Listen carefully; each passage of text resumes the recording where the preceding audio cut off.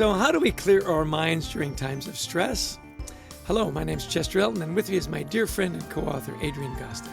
Oh, thanks, Chess. Yeah, our guest today says head trash shapes our reality, sucks our energy, and shifts our focus from inner peace to worry and fear. So today we're going to learn how to dump our head trash and change our lives. As always, we hope the time you spend with us will help reduce the stigma of anxiety at work and in your personal life. And with us is our new friend, Rini Cavallari, founder of the RCI Institute and the founder and CEO and chief I'm sorry, I've got to do this again. Instigator. Instigator. I got stuck on that for some reason. And with us is our new friend, Rini Cavallari, founder of the RCI Institute and the founder, CEO, and chief instigator of Aspire. She is also the author of the bestseller, Head Trash, the leading killer of human potential. As we'll learn, head trash is the anxiety-inducing, energy-sucking mindset that clouds and breaks down our real potential. Rini, we are delighted to have you on the podcast. Thanks for joining us. Thank you. It's great to be here. Well, Rini, you got to start by helping us understand this term of head trash and perhaps most importantly, how we go dumping all the bad stuff that's in our brains. Yeah, that's a big question right there, Adrian. So head trash are those little nasty voices that they mess with us. And, like maybe they keep you up at night or they wake you up at night. Sometimes it's in the middle of the day. Someone could cut you off and you just weren't in the mood for it. And that all those little voices take over. And they really do a number on us. And so I always say that, we talk about mindset and positivity, but really the thing that's shaping the quality of our life is how we learn to manage and dump our head trash. Because it's that disconnected side of your emotional brain. And that's what we really identified through the RCI Institute, was that we have two sides in this emotional brain of ours. And when we understand that the good life is living on the connected side of our emotional brain, it changes everything. And so we have to just build muscle on how to stay in that connected side of our emotional brain versus the disconnected side where head trash lives, anxiety, fear, worry. We don't listen very well when we're in the disconnected side, and the problems of our life live and we get stuck in that disconnected side. It is so interesting, dumping that head trash. I've got a little thing I do when I start going down that negative rabbit hole, and I'll literally just stand up and shake my head and just say, I feel like I'm shaking out the, to your point, shaking out that trash, right? You write a lot about kindness, and that's a good way, to stay, mentally healthy and so on. You go even deeper, though. You say it starts with being kind to yourself. Mm-hmm. And that's hard for a lot of people. Help us. How do you coach people through that to start being kind to yourself first? Yeah, I think we're so naturally critical of ourselves. Yeah. Social media certainly hasn't helped us. And the world has been in kind of an unkind place this last handful of years for us. And so there's so much that really made us anxious about who we are and what we can control. And so when I think about kindness, it's really a pattern first thing in the morning that I always suggest to people, that how you start your day really is indicative of how you will experience your day. And so actually, there's 5 questions that I ask myself every single morning, and they help put you in the connected side of your emotional brain, and kindness lives in the connected side. So we can be kind to ourselves, and then we can actually do things to be kind to other people, like acknowledging their service. I'm on this kick right now that, I fly a lot, I'm in restaurants a lot, and I really am intentional about saying, thank you so much for your service today, to help elevate our people. And in giving, we also receive, because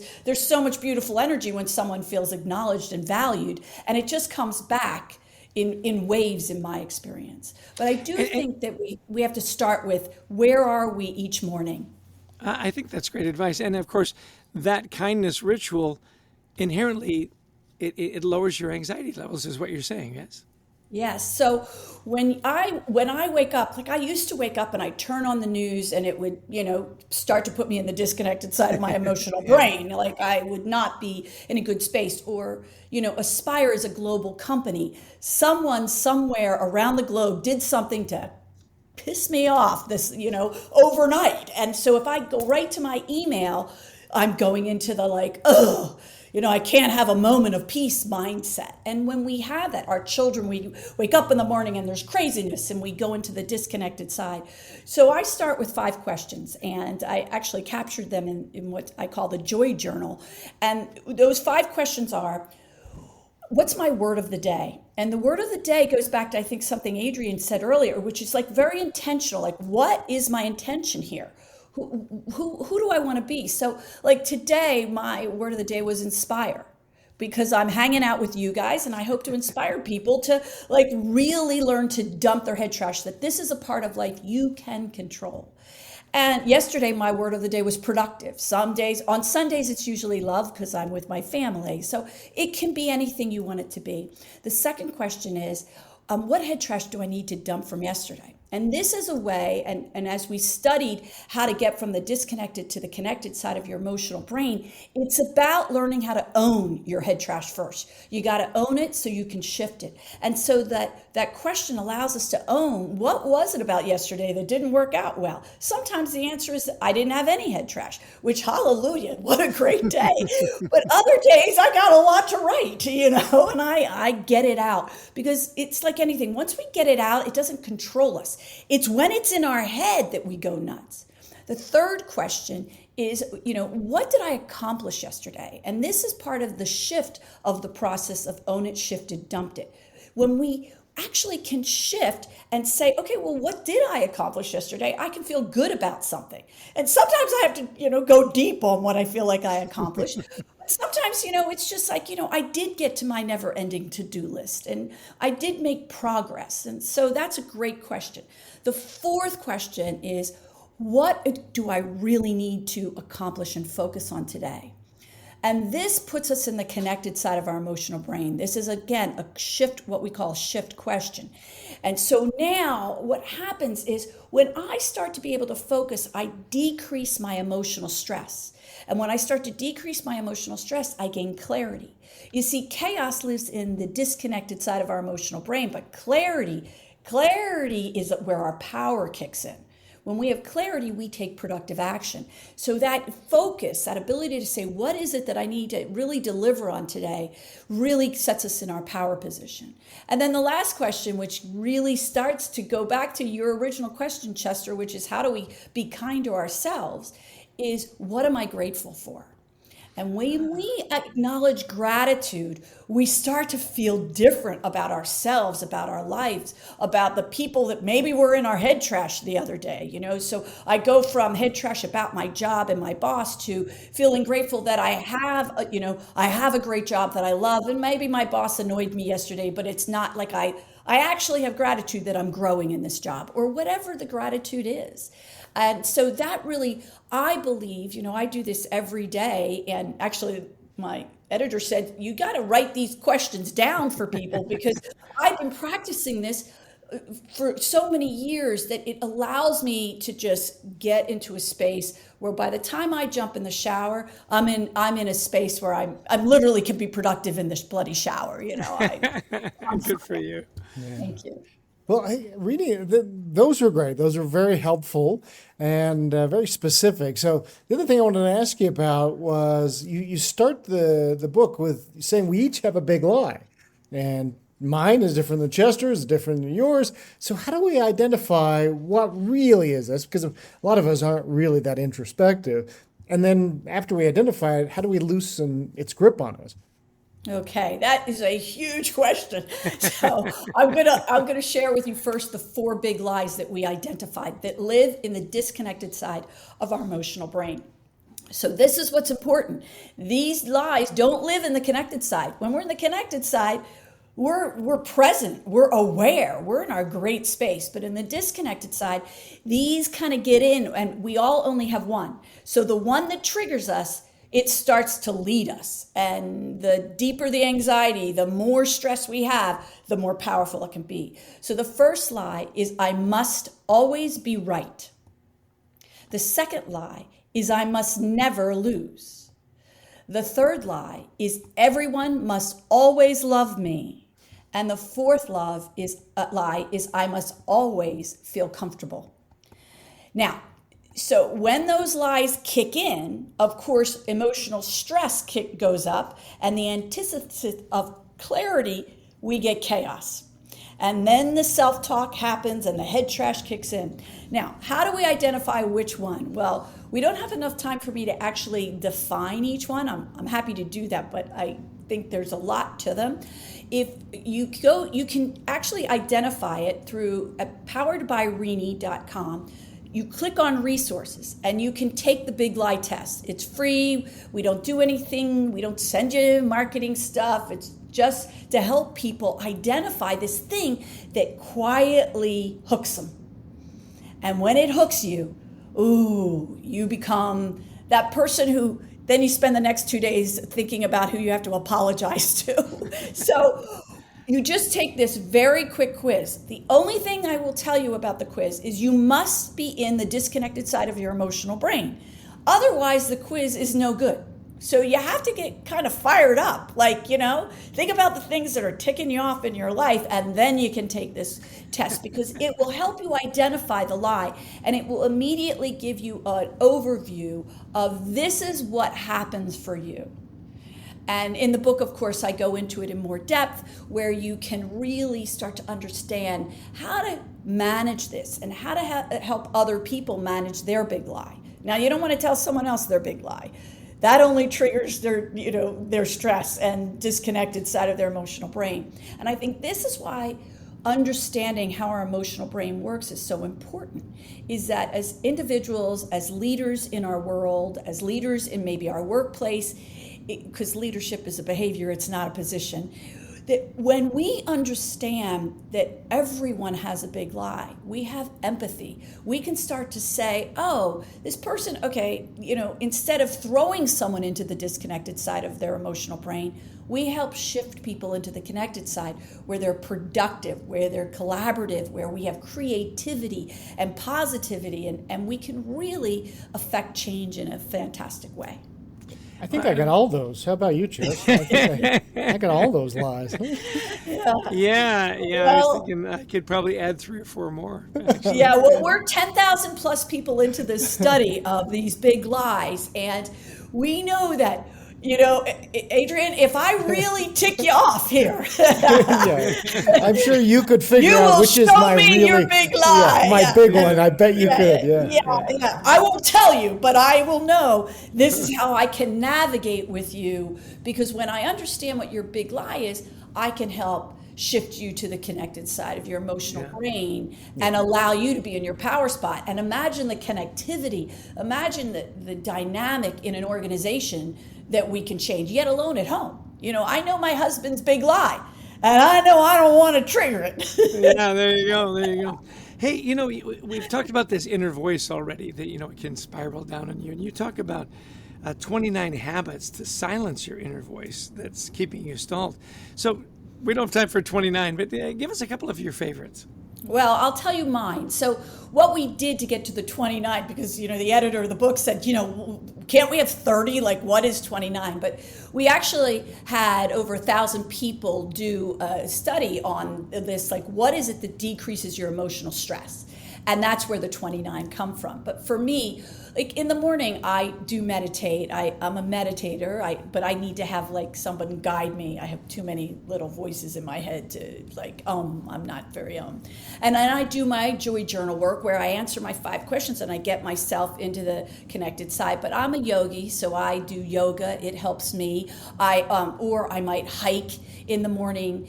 And I have, my new latest thing. I have this aura ring. I don't know if you've heard about them, but Yeah, they yeah. help you. Oh, I love it. It keeps track of your steps, and it just raises my awareness about my healthy habits, and I can use that. So now, I also like to paint. So that happened to be, I think, in towards the end of the 29. But some people garden to decrease their emotional stress. We found dancing, certainly music. You turn on music on your way to your work, and it sets your tone. Versus maybe listening to the news, which sets a different tone. So it really is like to be aware of what are the things that literally bring you joy. And when you know what they are, then when you're not feeling it, you can lean into those things. And so the 29 ways are really what we have found through others, but it's what turns you on. What allows you to play, as you guys have written about, all in, which, by the way, I've been signing off as all in for decades. I love that. And I think when we play all in, that's in the connected side of our emotional brain. Yeah. Mine, just to add to the list, that my go-to is chocolate. Oh, well, You do yoga, I do chocolate. yeah, okay. You got to find what works for you. He's got a chocolate fountain in his entryway, so it's true. Hey, how can people learn more about your good work, Rini? Where would you send them? Okay, well, if you go to poweredbyRenie, RENIE.com, you can, the Head Trash, the Leading Killer of Human Potential, the book is there. You can get it at Amazon. The Joy Journal is also available through Amazon. You can find all kinds of resources if you just click on the resource tab, and there's a handful of resources. In particular, take a look at the shift questions. They help you shift out of that disconnected side. And then there are also resources at poweredbyaspire.com. One thing we're learning with our clients is we want to move now more to coaching our people. You talked about leadership, and we want to be more coaches than the old dictatorial manager. So if I'm coaching someone, an employee or mentor, so what are some things I need to start doing there? Because you talk about this, reaching your full potential. That's a big ask. So what can I start doing? Some simple things maybe we've missed so far to help my people reach their full potential in coaching. Well, I think the most important thing about coaching is listening and really understanding that it's about the chair over there. And what is it that I can do to support this person to become who they want to become? And a lot of times we think we know. Like, I make that mistake with my child, she just got out of college. I think I know what she should be doing right now, get a job. And she decided to become an entrepreneur. Who knows why? Both her parents are entrepreneurs. So she went off and she's doing her thing. And so I just need to be in her dream. And I think that as a coach it's good as a parent, and it also is really great skill. It's easier said than done. And I think the biggest tool of a coach is to ask really important questions, like what's the first thing you want to do towards that? And why is that important to you? Or, what resources do you think you need to start to move in that direction? When we start asking really important questions of a person, it shifts them into their power spot in the connected side. I believe that the quality of your life is about the questions you ask yourself, because the questions you ask determine how I feel the way I think. And so F comes before T.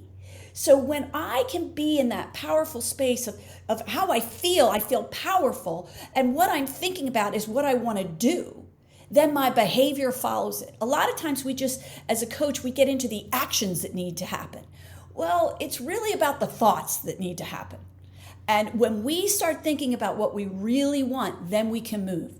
And that's why my daughter's, she's doing comfy clothing and she's successful. She's a believer. And what else can you ask for? She's got the right thoughts. She's got the right perspective on it, and she's going for it. And when you can help someone, and by the way, I'm not coaching my daughter. She doesn't want my coaching, and I appreciate that. I'm her mama, and I'm her greatest fan. That's the job description. But as a coach, the job description is to help someone else navigate and awaken their potential. And when we do that, then they are accountable, not us. Yeah. Because we put responsibility in the chair over there. And that's really what a great coach does. Perfect. You've already shared with us some of your personal practices, your yoga and meditation and so on. What do you find is the most common practice that you see people go to? For example, we had a guest that said, walking, and being in nature is a real go-to for a lot of people. So I'm curious, over and above your personal practices, have you seen one or two things that work for a lot of people that you want to share with us? Wow. I honestly think that now this is just in my experience, but it's how you start your day. Okay. That the practice of how you start your day. And I always, as a coach, I start with, what are the habits in your life? This is the second piece I would say after starting your day. What are the habits in your life that are serving you? And what are the habits in your life that are not serving you? And if you go back to the model of own it, shift it, dump it, that when you own the habits that are not serving you and you just start to shift them a little bit, you don't have to, the book Atomic Habits, I love that book because it's all about, a little bit takes you where you really want to go versus, you try and become a runner. Well, as we talked earlier, I'm from Philly. The only time I run is when someone is chasing me. Like I am not a runner. So if someone said to me, Rini, you need to start your day running, I'd be failing all the time. Or you need to start your day hiking, or you need to start your day walking. It really is about what is the thing that you like to do to start your day? And avoid chaos. When I get up earlier, when Bella was young, I would try and pack too much in. And by the time I was, serving her breakfast, I was a complete maniac. So I was naturally throwing her into the disconnected side of her emotional brain. Why would I want to send my child off to school in the disconnected side where she's all stressed out and worried and it's hard enough being a kid. And when I started to realize and tone back and get up 30 minutes earlier and give myself a little runway and get it together and plan the night before and just do those little bitty habits, all of a sudden, my day was different, then her day was different, and then our evening was different. Excellent. The way we kick things off, so important. Thanks for that reminder. Hey, this has been such a great conversation. Rini, give us a couple of takeaways, something maybe we haven't even touched on that you'd like our listeners to leave with today from your important work, how we dump our head trash. Give us something inspiring to leave here with. Well, I would just say that, we are human beings and we do want to control. People say all the time, well, such and such is a control freak. And my response is everybody's a control freak. It's just, what do you want to control, Chester, versus what I want to control? And so when you're controlling something that I don't care about, I go, he's a control freak. But really, the only thing we control is our own selves. And the first thing we have to get our arms around is this crazy emotional brain of ours. And when we can learn to really decrease our emotional stress and shift our brain to that connected side, that's how we have our personal power. Everything else is helpful, but we have to really start with ourselves. Wonderful, wonderful advice. Well, our guest is Rini. I want Rini is such a great name. You've got to be up there with Cher and Sting. It's just Rini. Okay. Cavallari. She's the author of a wonderful book, Head Trash: The Leading Killer of Human Potential, available at fine bookstores everywhere. Follow her on LinkedIn and all those great places and engage with her. We all carry around way too much head trash, no doubt about it. Thank you so much for finding the time and sharing your wisdom with us. Rini, it has been a delight. Thank you both. I appreciate it. Adrian, head trash. What a great conversation. And not applicable to you and me at all. No head trash. I have absolutely nothing in there. There's absolutely nothing. I mean, you could bounce a ping pong ball around in my head. Yeah. Head trash, empty head. Yeah. Anyway, really an interesting metaphor, and I think one that can resonate with everybody. But we've got those negativities, and the things that she shared with us. A couple of my takeaways were how you start your day, how important that is, and find the way to start your day. She said, "Look, I'm not a runner. I'm not going to start my day running. I'll fail miserably." And you made the good point. Look, get that one thing done. If I can just get to the shower, get started. I thought that was a great takeaway for me. Start your day in a really positive way and get rid of that head trash. Well, and we encourage the people we coach to do this as well, is to ask yourself some questions. What's my word of the day, which I love, is like, today I'm going to be kind. Today I'm going to be grateful, whatever it is. What am I going to dump? What did I accomplish yesterday? What do I want to do today? And what am I grateful for? Simple questions. And people go, those are, in a way, it's just too simple. No, it's really not. It's profound in that if you do it, it can be genius for you. Right. And this idea of being connected with people, asking good questions, listening. How often do we hear that? We've all, the challenge for all of us really is to be better listeners. The questions are great. If you don't listen, it doesn't matter. That connected and disconnected part of the brain. Just some really simple ways to look at things that I thought were very helpful. And, and really important, she says, look, there are 4 main lies we tell ourselves, and which is your big lie. I must always be right. I must never lose. Everyone always has to love me. I must never be uncomfortable. Well, right. Which is it? And chances are that lie is keeping you from achieving all that you want to. So we need to be a little bit more introspective and see what is our big lie, and maybe be a little honest and ask. If you don't know, ask somebody who loves you. Yeah, if they really love you, they'll tell you. Yeah. I just so appreciated her take on kindness and gratitude. That those were great ways to stay connected, to value people, and a great way to start your day. That was my last big takeaway. So what was your big finale, Adrian? And I think you're right. Yeah, the how we begin our day is so important.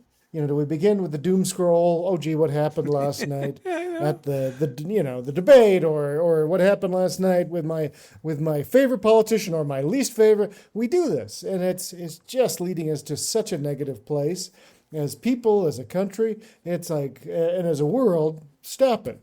Let's start with positivity. What can I accomplish, and who am I grateful for? I love that. Yeah, the word of the day. What a great way to set yourself up for success. Well, talking about gratitude and kindness, we are so grateful for our wonderful producer, Brent Klein. Takes the mess that we give him and makes it sound great. And to Christy Lawrence, who finds all our wonderful and amazing guests like Rini. If you've liked the podcast, please share it with friends and family. We hope there'll be a ripple effect of goodness to lower people's anxiety levels and make them more connected, as Rini says. Visit thecultureworks.com. We've got a lot of free resources there to help you and your teams thrive.